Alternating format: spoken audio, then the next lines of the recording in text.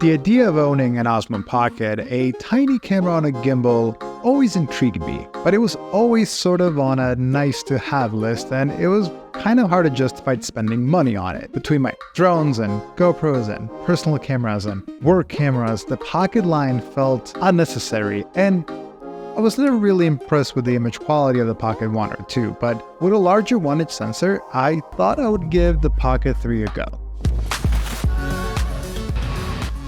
I took it with me on all my recent trips. I brought it skiing, on everyday walks. I brought it to the beach, with my friends. And yep, that is Becca with an Emmy, so if you have not congratulated her yet, please do so. And I even filmed the former president with it. And to my surprise, the Osmo Pocket 3 became my favorite gadget of the year. This tiny little camera kept surprising me with some of the clips I was able to get. The videos look rich in detail without being over-sharpened. D-Log-M gives you enough dynamic range while also being flexible to edit in post. And it is a tiny little camera on a gimbal. You can get shots that you normally wouldn't get with a different camera. Quick disclaimer, I did not have ND filters for it, so don't judge too hard if you see some of these clips do look a little stuttery. And these are on their way, and the best part of it is they all attach magnetically to the camera, just like this wide-angle adapter. That's also the reason why most of the clips you'll see here are at 60 frames per second. So before I get too deep into pixel peeping, we have to take a second to talk about who this product is for. I'm reviewing this as a photographer, videographer, content creator type. I'm prioritizing performance or image quality, versatility, and reliability. The other use cases for it are 1 as a travel camera, and 2 as a vlogging camera. In that case, you're probably prioritizing simplicity, and the Pocket 3 nails all of those use cases. Okay, back to image quality. The low light performance is also really solid, but it's nothing to scream about. There's a dedicated low light mode, which is helped by the larger f2 aperture. That f2 aperture also allows for some nice background separation, and this camera does have some AI features, so I wouldn't be surprised if DJI is sort of exaggerating that one a little bit. Take it as a compliment. So the AI feature that I mentioned, it's called Glamour mode, and it can basically just beautify your skin. So let's go through the list of things you can do with it. You can smoothen out your skin. You can slim down your cheeks, your whole face, which makes it kind of pointy. You can change the size of your eyes as well. Change your nose appearance, it can be a little bit slimmer if you want that too. And some more weird ones like lipstick and eyebrows and blush and things like that. You get the point. And also, here's what happens if you turn on all of those things to 100%. You're welcome. Okay, I can't believe I'm only getting to this now, but the screen is fantastic. For one, it is OLED and it looks great. I mean, it is a tiny 2-inch screen, but it is large enough so you can frame your shots better and change your settings on the fly. Yet it's small enough not to be cumbersome. For the most part, I kept my settings on auto, but for some of the shots where I wanted to dial in settings, getting to the menu is just a few more swipes away than I would have liked. But more importantly, flipping the screen to turn the device on or off or changing filming orientation is such a clever way of interacting with this device that it just made it fun to use. So considering this is a gimbal, my hope was that the camera itself would just flip on its side for true vertical filming. Sort of like what DJI drones do, specifically the Mavic 3 Pro and the Mavic 4 Mini. Instead, the Pocket crops the sides. Nevertheless, you still get a decently wide field of view and footage looks good, but not all modes work in vertical, so there's no dedicated night mode, which that's okay, but there's also no 120 frames per second, and it is limited to 3K resolution.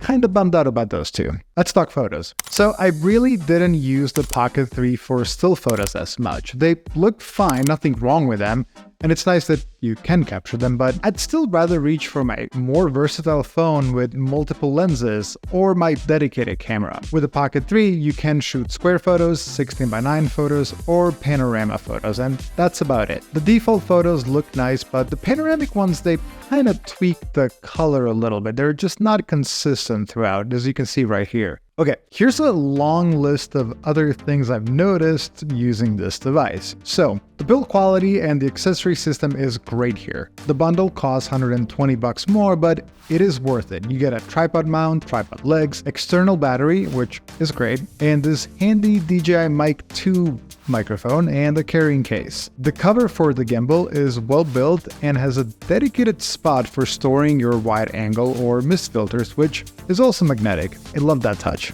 The battery life could be better. It won't last you for a full day. I kept charging it a lot, but what I will say is that it performed way better in cold weather than I expected it to, unlike some other cameras. GoPro. And it also charges surprisingly quickly, little over half an hour, and you're good from 0 to full. So if you use gimbals, you know that sometimes they do capture a swaying motion, especially going up and down, and you can notice that in the corners of the image. But I found that using DJI's Active Track really helps to keep things extra stable and minimize that sway. It's still there, but it gets better. And Active Track itself is really great. Not perfect, but my success rate with it locking onto people or things or buildings has been very solid. Distortion on the main lens is handled very nicely, but not so much with the wide angle adapter. The DJI Mimo app is really good, and you can apply Rec. 709 LUT right then and there. The only thing I wish DJI had is cloud storage solution like GoPro does. I think it would be beneficial both here and especially for drone pilots. It's fun to use the webcam too. If you've seen webcams with gimbals, well, this one works exactly like those and follows your face around. Except it kept turning off for me when I was connected to my Mac, although it worked okay for Sean on his Windows. Hopefully it's a software fix, might be a user error. We'll see. And good job on DJI for giving us software updates here as well. Initially, slow motion at 120 frames per second wasn't available in D-Log M, just normal color, but as of last updates, you can now shoot 120 frames per second in D-Log M, so keep those coming. Lastly, the boot up speed of this device is quite impressive. From the moment you flip the screen to being able to record is less than 3 seconds. It's such a reliable little device which won't make your friends wait on you. Come with us! You're in low-key filming. Digital zoom is here, and I did not use it at all because I don't think it looks good. If DJI wants to make a Pocket Pro with optical zoom or 2 lenses, I'm all ears. Above all, I enjoy the Pocket 3 so much because of how simple and plain fun it is to use. It turns on quickly, it is easy to carry around, it has great image quality and has great sound quality. I didn't even mention that, but this thing has like 3 microphones all over the body. It has noticeable depth of field, and I can get clips I normally couldn't get with my phones without a dedicated gimbal. It is a very versatile camera. DJI crammed in so much into this for so many different use cases. Typically, I associated the Pocket series as just for vloggers, but now it can be used for a lot more. Even if you want to use it just as a webcam, I would recommend it. I hate myself even going down this road, but the old adage says that the best camera is the one that you have on you, and I found myself taking this one everywhere.